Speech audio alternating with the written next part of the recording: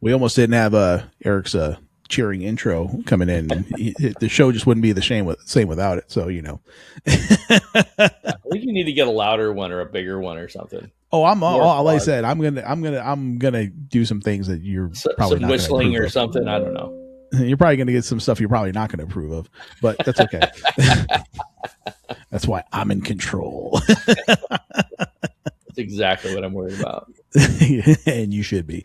What's going on, everybody? I am Chris Flowers. I am in control of the show. No, I'm just kidding. I'm the executive producer of the Biz Coach Show with Eric T. Whitmore. And like I said, not only is he the 5-time author, 5 of them. He's been talking about AI for what, 3+ years now? How to implement it?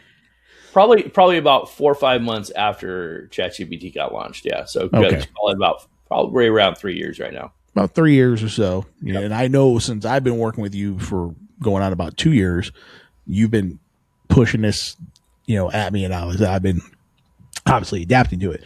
But now it seems like, say again, kicking and screaming, but I've done it. Well, I do everything kicking and screaming, or else it wouldn't be me. But it seems like now all the talking heads are starting to really get behind this now and start, things like that, where it's like, where you guys been, man? Yeah, and I think it's a great point. I think what's interesting as you say that it's some of them have been saying, hey, this is how I use AI, this is how you could use AI, but nobody's kind of come out with like a doomsday, this is where it's at, this is why you really need to pay attention message. And that's kind of what we're going to talk about today, as I think that people are starting to finally see what I was seeing then. And more importantly, I think what they're starting to see is this is going to even be different 3 years from now. Mm-hmm. Well, we've done several episodes on this particular thing. And then you were even doing some live shows on it for a while as well. And this was the exact message of it. It's like, hey, you better get with this because it's here, it's real, and it's not going anywhere. If anything, it's just going to get more advanced. Yep. So you've been saying that since I've known you. So yeah, you've been on some of those shows that we did, right? Absolutely. Most definitely, man. Yeah, no, it's been an interesting topic for the last couple of years for a number of different reasons, not the least of which is just the impact that it's having, not just in the small business owners, although what we tend to see with new trends like this is we see the big corporations make major investments in it, and and then they kind of lean into it, which then accelerates the growth of it, because you need the added you need the bigger companies to adopt the technology, be some of those early adopters that have the resources to kind of invest and drive that technology forward faster. And then as it trickles down to the small businesses, we identify, okay, this is how we can implement it in our business, right? And we can use it here. AI is different. AI was launched at a price point of $20 per user. Every small business owner in the entire world theoretically could basically have it at their disposal. And there are literally thousands of use cases of where people were I was able to do this business plan. I was able to create this. And now we've got, for every story you hear there, you probably hear the other, because we know how it's weighted, right? But you hear the bad stories as well. Or it's like, oh yeah, I use this to build my business plan. And then, it's like on open, in an open forum where everybody could see my information or whatever. That's, but the point is that there's lots of opportunity to leverage the content that this and the processing power and the ability to do certain research tasks and things like that. Just amazing. I'm talking about the early days, right? What it was able to do. So I'm going to touch base on a few bullet points of a video we just recently watched earlier this week, and I've shown it in each of my, we did it in our AI course, or our AI training course that we do. I did it in my general coaching sessions. I've shared it 3 times this week with different groups and saying, hey, look, you really need to pay attention to this message, because somebody much, much bigger than me is talking about it finally at a level of shut up and pay attention that I think was necessary 3 years ago. I think it's so obvious now you can't avoid it. So anyway, it was Cody Sanchez did this video, phenomenal video. I thought it was great, well produced. But it was about 12 minutes long, but it really kind of talked about some key points I want to talk about today. Again, as it relates to the small business owner. And there's another nuance here that I'm going to lean on that she didn't really address in her video, but I think it's relevant as I talk to a lot of business owners and the impact that some of these things are going to, how this is going to play out and the impact it's going to have on people and their businesses. So she kind of starts the whole thing. So I'm just going to kind of bring in the intro for a minute or two here, because I think it's really important. It says, it's like, I feel like I have to make this video. What is happening right now in AI is unlike anything we've ever seen. So here we are. This is literally no softer way to say it. That you're not, if you're not making a change, you're going to get hurt. And let's start with the thing that was the final straw for me. So it was an announcement by Jack Dorsey in regards to Twitter, who just laid off 4,000 of their 10,000 people. So 40% of their staff, they laid them off. And then what happened in the economic market, which, Chris, you're familiar with this to a certain degree, what happened in the economic market is the stock went up. Like that, it went up. So they were rewarding financially, they were rewarding the company for laying off 40% of their staff to getting rid of people in lieu of AI. Correct. So now what's interesting about that is just the end of last year, there were a number of companies coming out and saying, we over anticipated the return on investment for AI. And so we spent hundreds of millions, even billions of dollars on AI and infrastructure and building it out and everything like that. And we're not seeing the ROI on that. And so it was like, AI is a bust, AI is a bubble, and it's about to burst and all this kind of stuff. That was literally just fourth quarter last year.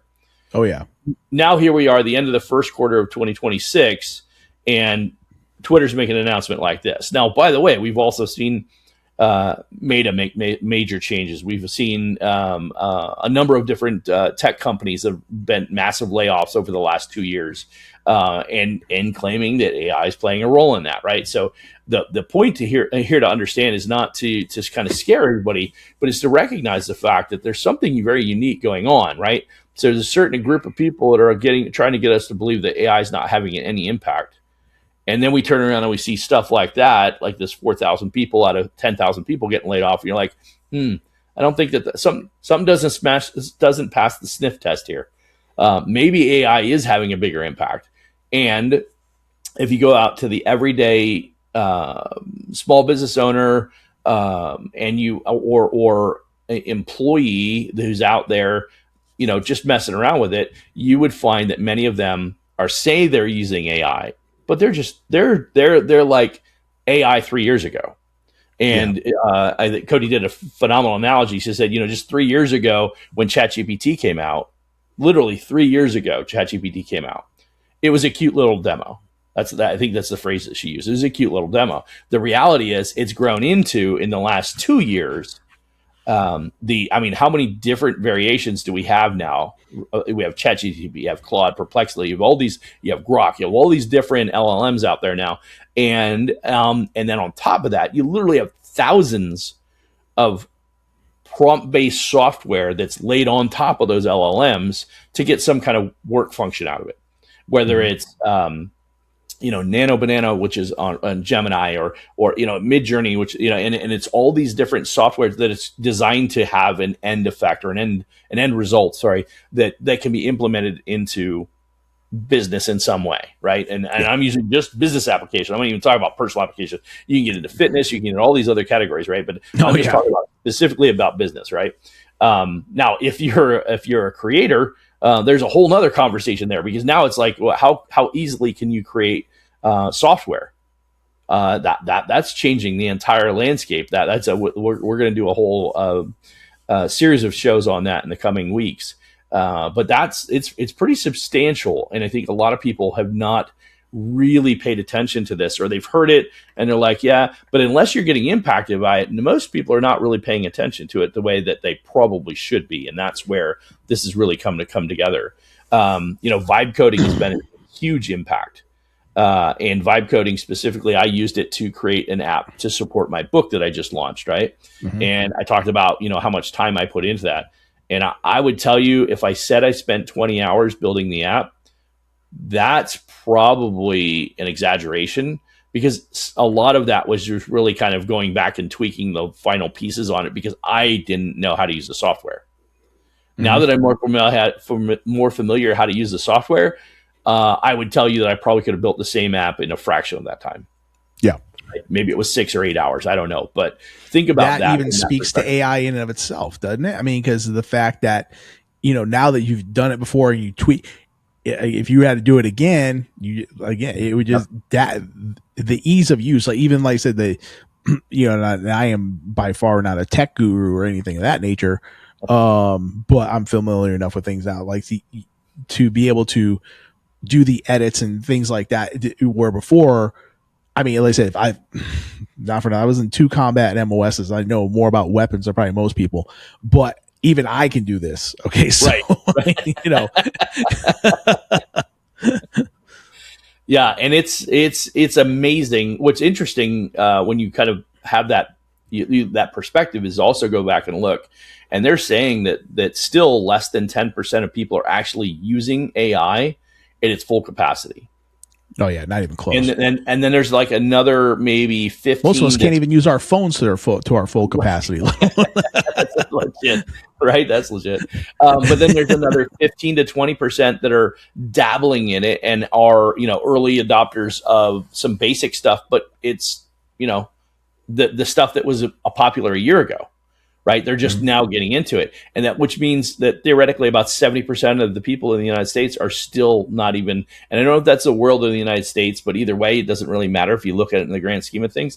The irony is that 70% of the balance of those people are not doing anything.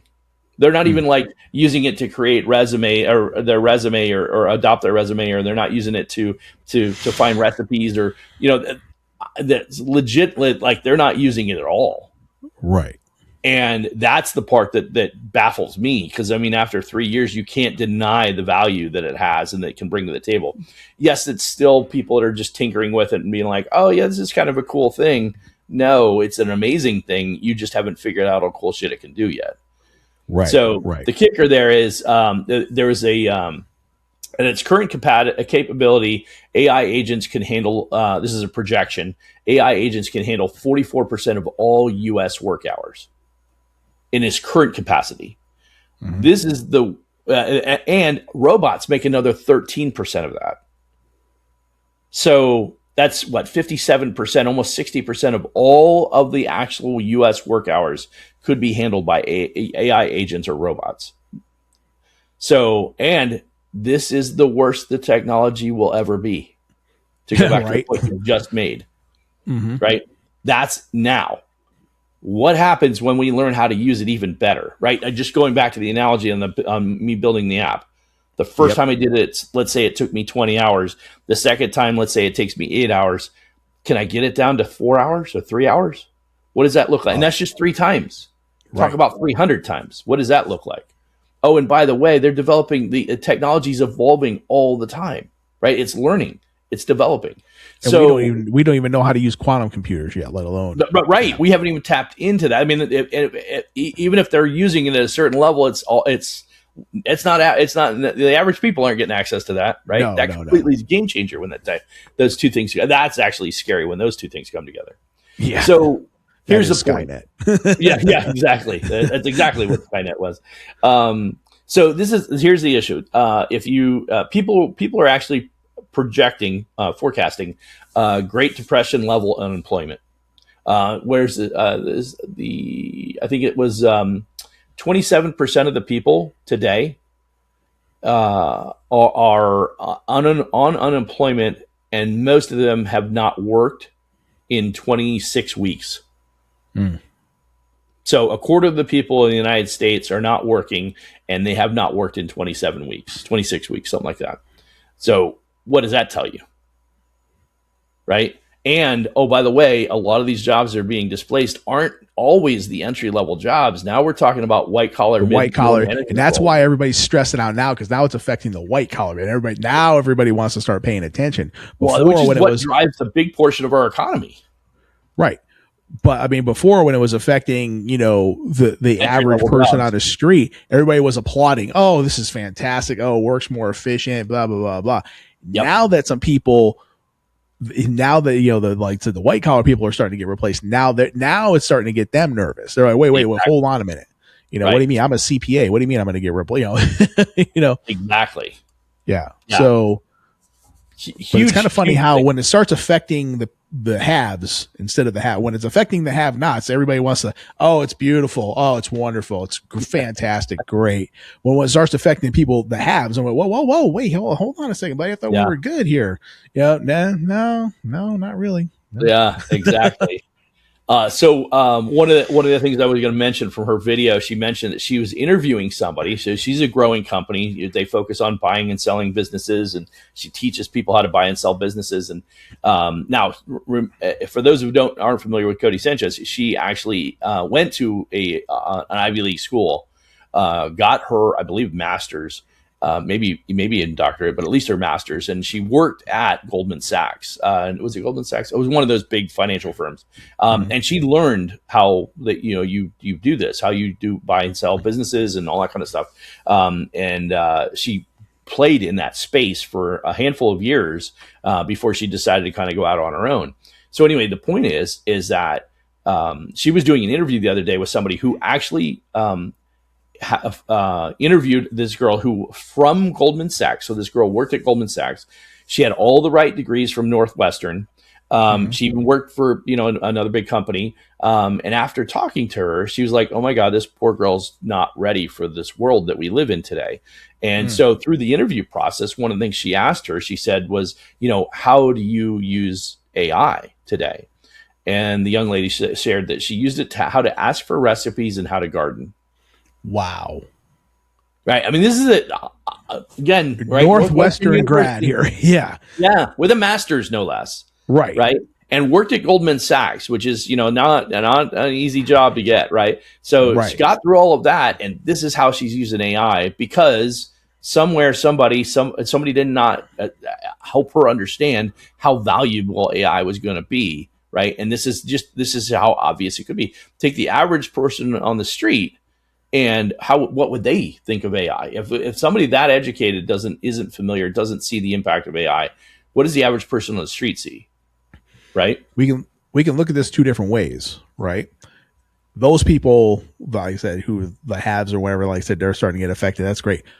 Yep. It can also level that playing field for someone like, hey, you know what? I don't have a doctorate from Northwestern, this, that, and the third, but you know what I do have? I got a keyboard. Yeah. And I can ask questions and I can learn and I can adapt. So somebody who may have been displaced by said corporation, if they want to start on their own, start their own thing, things like that, guess what? They got a great helper in, using chat or whatever AI that you want to use.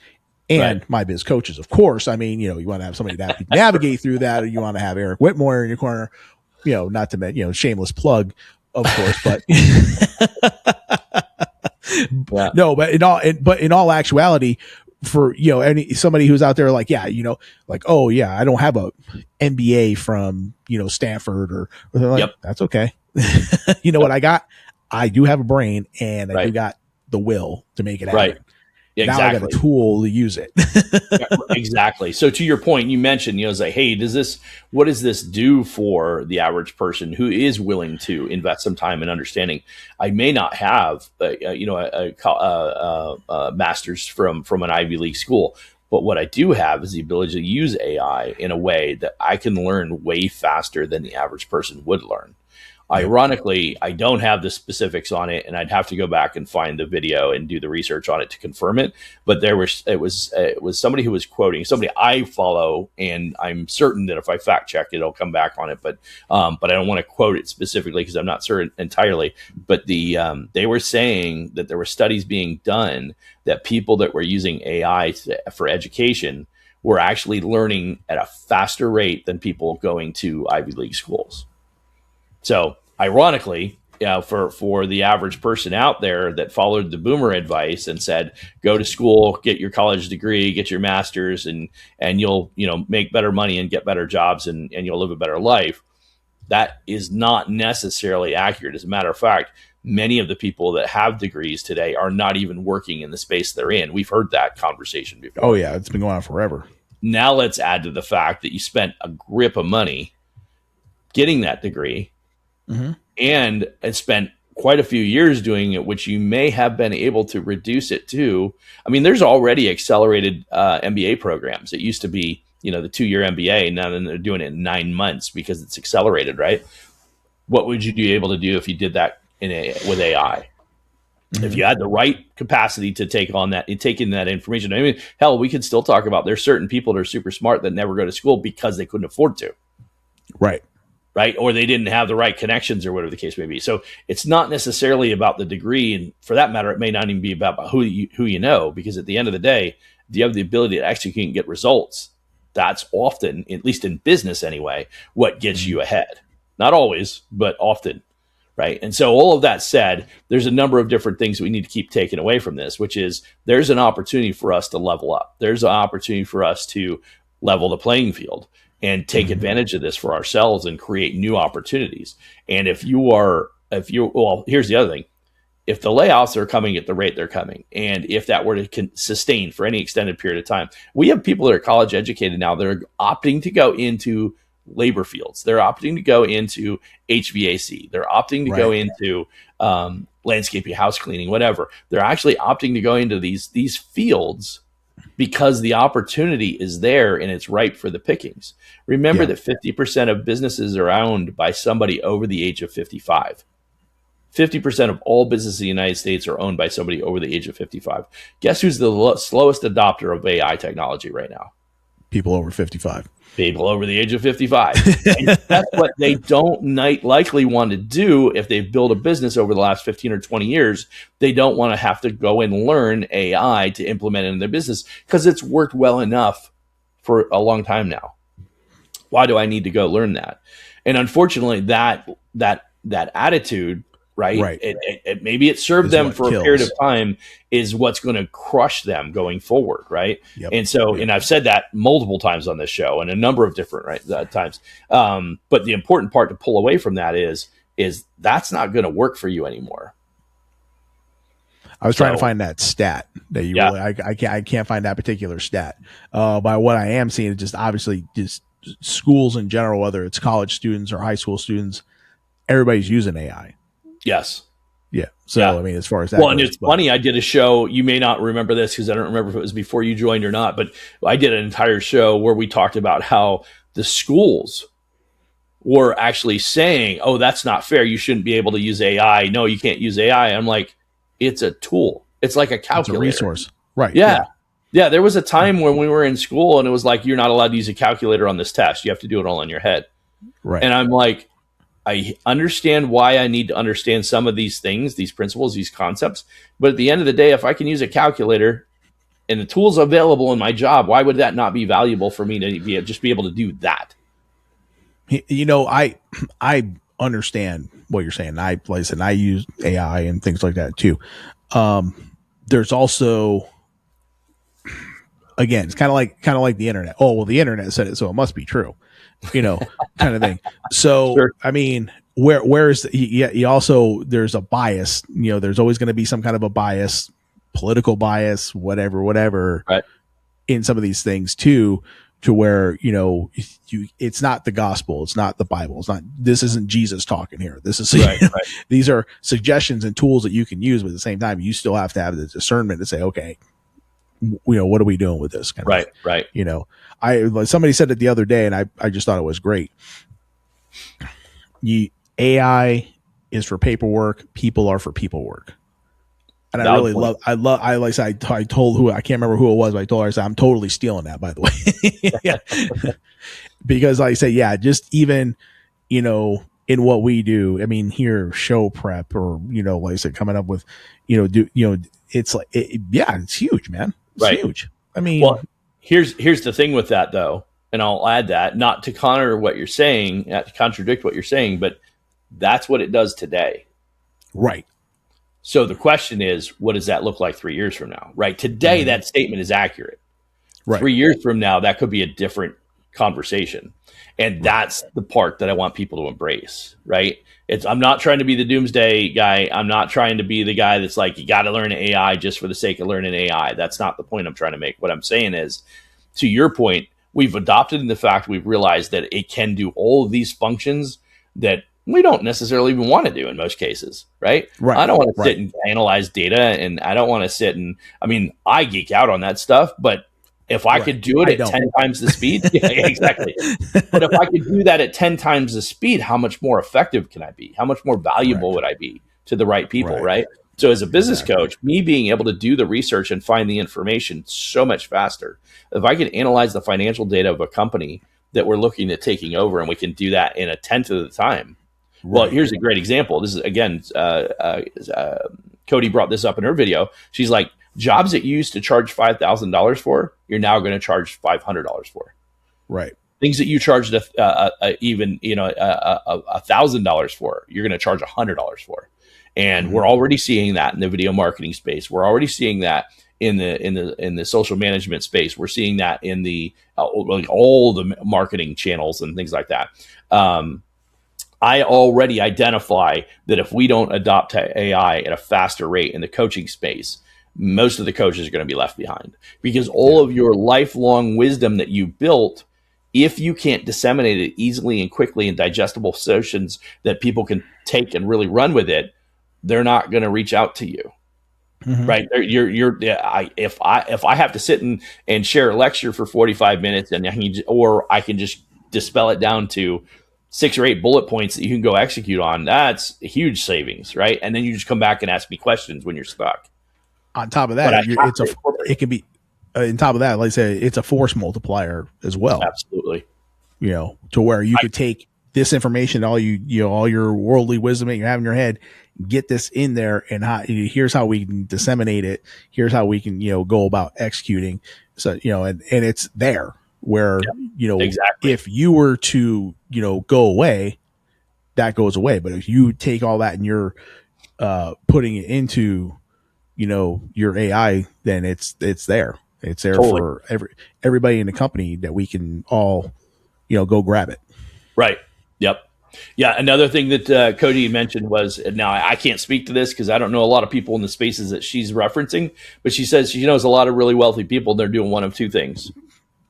They're either going all in on AI, or they're selling everything and moving to places like New Zealand.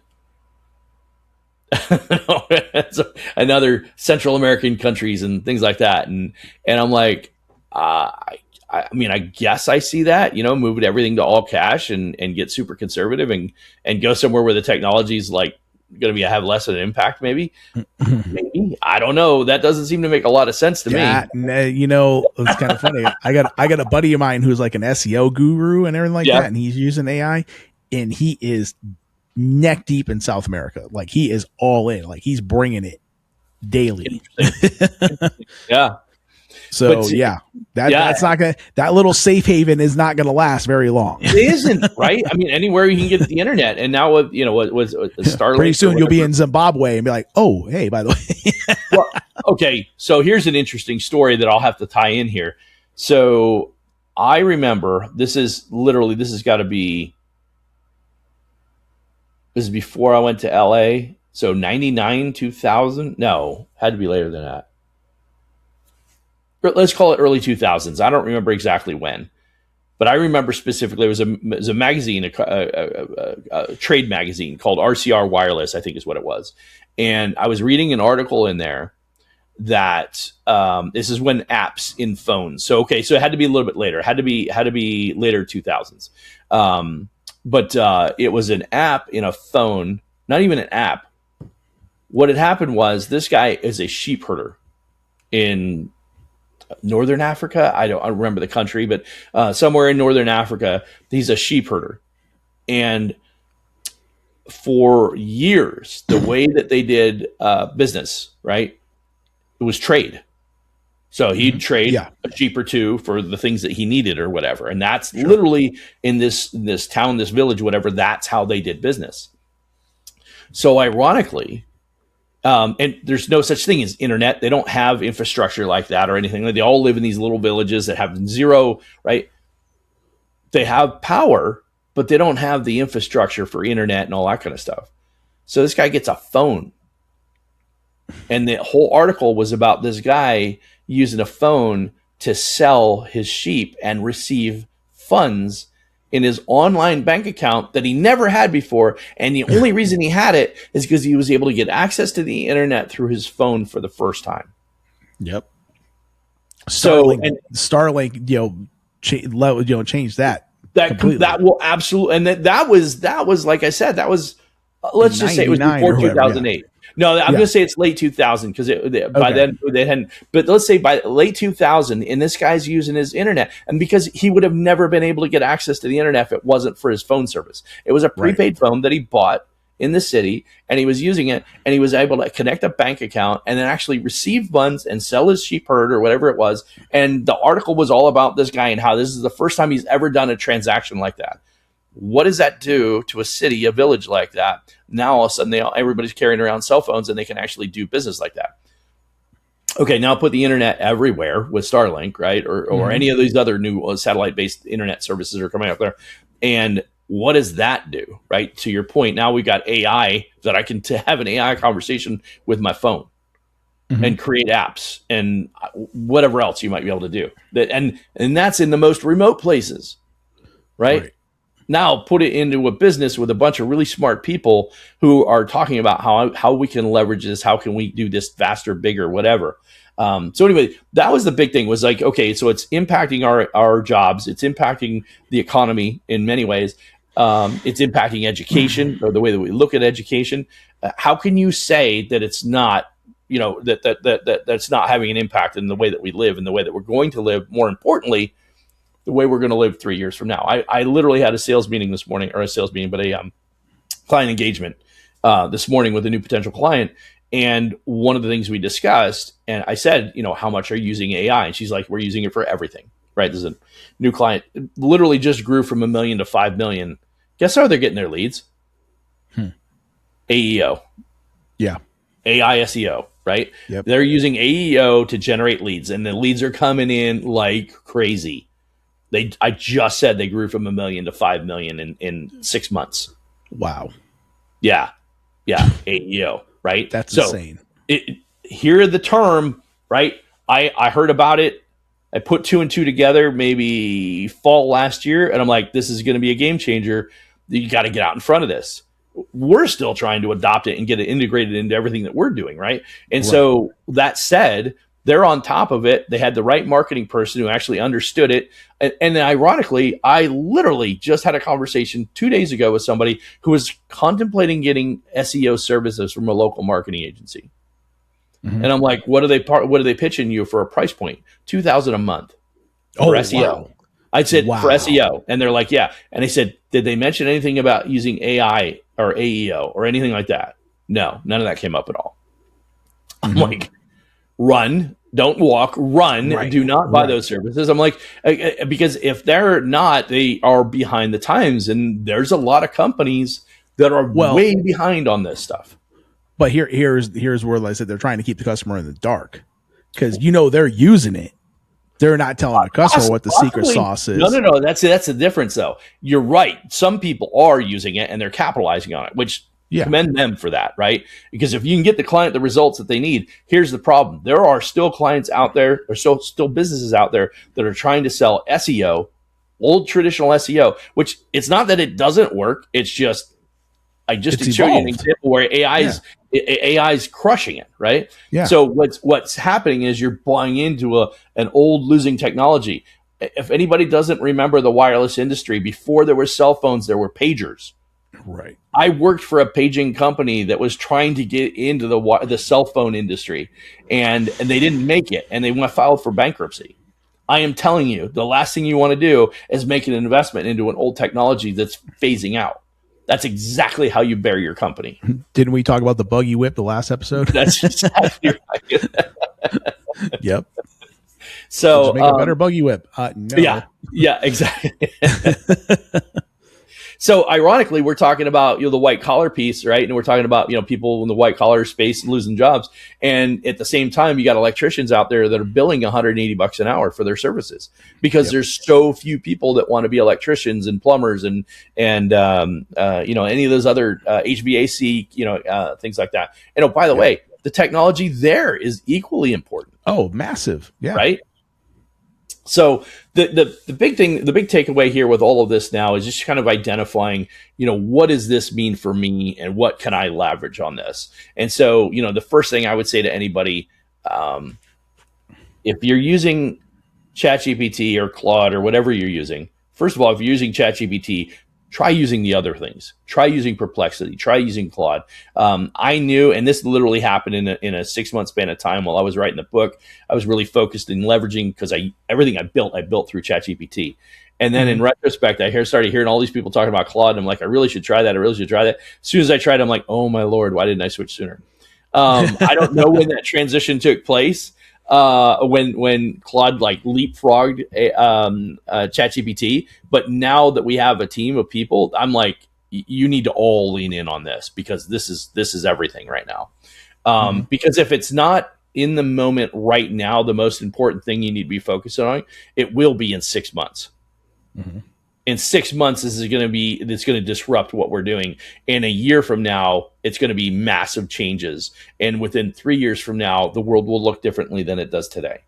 I'm not saying that to scare people. I'm saying that you have to get your head around this and understand that if you feel like you're getting kicked to the curb, if you feel like you're being disrupted, if you feel like your business is struggling or slowing down, you need to understand it's because you're missing out on these opportunities that other people are capitalizing on. And those that do will do well, right? And those that don't are going to be like, what happened? And it's so if you're using ChatGPT, start using the other solutions. If you're using any of the LLMs and you're using them consistently and you're creating your own prompts, also try acquiring some of these other prompt software platforms that are giving you output that's specific to the type of output you would want. So, for instance, I used Built to built.new to build my app, right? When I did that, I didn't realize what it was going to look like. Ironically, I was playing around with Claude the other day, not even Claude Code, just Claude. I was playing around with Claude the other day, just seeing. I wanted to play with something, so I took a sample of another site of a particular solution that I was interested in, was intrigued by it, and I'm like, do me a favor and work back on this and show me something that would do what this is, but have it be my context, my information, my 7 core competencies, and it kicks it back. I asked for the logic and the information. It built an app. I didn't ask you to build an app. Chris, you got to hear me. I didn't ask you to build an app. I said, but just give me the logic on it so I could use that and identify how I might tweak my app. It built me a whole new app. And this is a maybe a 40-minute interaction with Claude. Wow. I spent 20 hours building that app. Right. This is a 40 minutes. It did it in 40 minutes or less. Yeah. And in 40 minutes, it built something comparable to what I had originally built. It's not exactly up to par. It's just some different variations. 40 minutes to 20 hours? Yeah.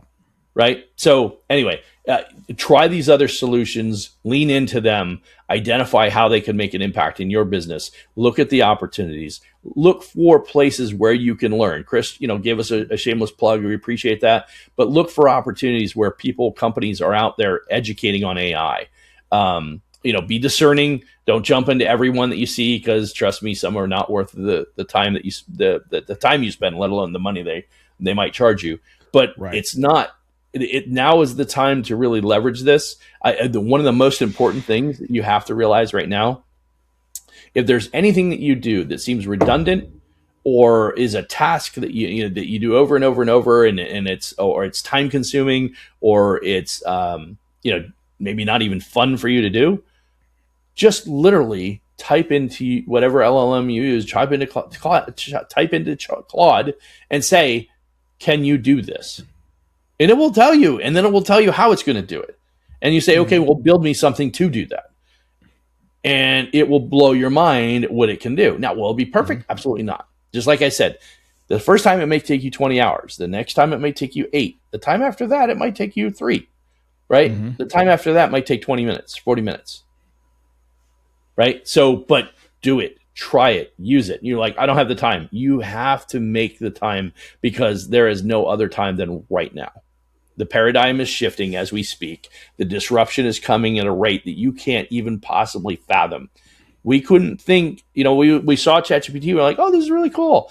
I saw that and I was like, when the processing power catches up to what this thing can do with some basic direction, and then applied in the right way with the right solutions, could you recreate a software platform that's out there today? Right? The moat for some companies that are out there today, for instance, the moat around what's the name of it? QuickBooks. Yeah, oh yeah. How many millions and millions of people use QuickBooks, but they're also frustrated because it's not ideal, because it's not innovating anymore. They're not adding new solutions, at least not at the rate they once were. And so now there's other companies that are popping up. Well, what if you had a specific discipline that you needed bookkeeping to solve for? How valuable would that be if you could create a bookkeeping application that specifically did it just for I don't know, people that do needlework and post it on Etsy, right? Mm-hmm. You're like, I don't need QuickBooks for that. It's $129 a month. But if I could build you an app that costs $25 a month that does bookkeeping specifically for that type of work that you post on Etsy, well, that might be worth it, because that's the number one problem that most people fail in business, is because their financials aren't good, because they don't track it effectively, because they're like, I can't afford that software, or I don't know how to do that work. Mm-hmm. What kind of solution could you create if you just had the vision? The tools are there. It's what's your vision? What can you do with those tools, right? So that's the last thing I would say, is that look at your business, look at your life, look at the circumstances that are out there. I mean, the best way to make $1 million is identify the value you bring to the world, and then figure out how you can put it in front of as many people as you can. Yeah, yeah. So yeah, like I said, just clarify in closing. Yep. About the necessity, where, like I said, we talk about the necessity of adapting to this AI world, because again, just like, and everybody can argue, it's like, everybody who was like, oh, the internet's going to destroy the economy, and no, it just made it that much more efficient. Like I said, places middle of nowhere, you give them internet, right. Now they're mainstream, so just that tweak right there. So just, I said, I mean, we can do like 100 shows on this, but just to close out, clarity of message. Yep. Give it to them. Yeah. Learn AI. Take the time. It's that simple. Take the time to understand that. And if you're using it and you're like, oh, this is cool, then you don't understand. You need to learn more of it. That's why I said, try some of these other software programs where it gives you an actual result from it, because you probably haven't learned how to prompt correctly. You don't know how to guide the software correctly. Use one of these other software platforms, and then don't do it once and be like, it wasn't perfect. It's not going to be perfect. You weren't perfect the first time you rode a bike. You weren't perfect the first time you tried to swim. It took time to learn how. You weren't perfect the first time you tried to play baseball, right? It's going to take a few times for you to figure this out, right?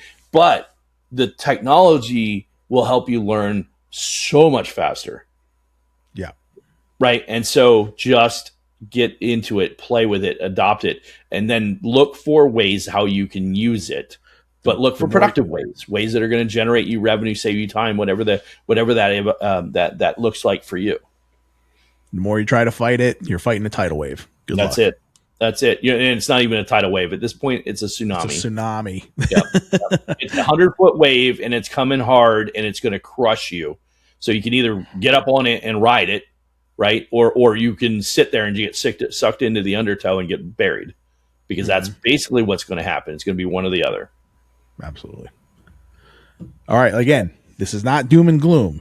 Look at the other side of this. Okay. Don't everybody. You got two ways of looking at this. Either, you can, you can go doom and gloom, like, oh my God, my world's over. okay, well then guess what? We're just going to suck you up, all your clients. We're just going to adapt to it. And we're just going to, where you fall short, that's where people that are ahead of the game are going to capitalize. We're going to just acquire your business. Thank you for your book of business. Appreciate that. We're going to buy that for pennies on the dollar and have a great day. Right. Yep.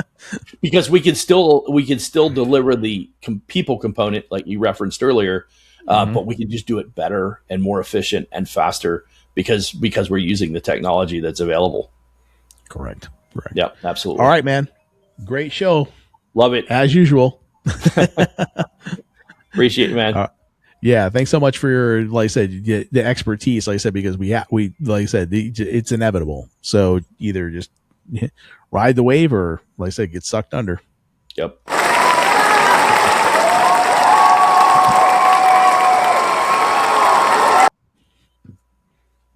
All right, man. Like I said, once again, thanks again for your expertise and your insight, and I hope you have a great weekend, man. Thanks, Chris. All right.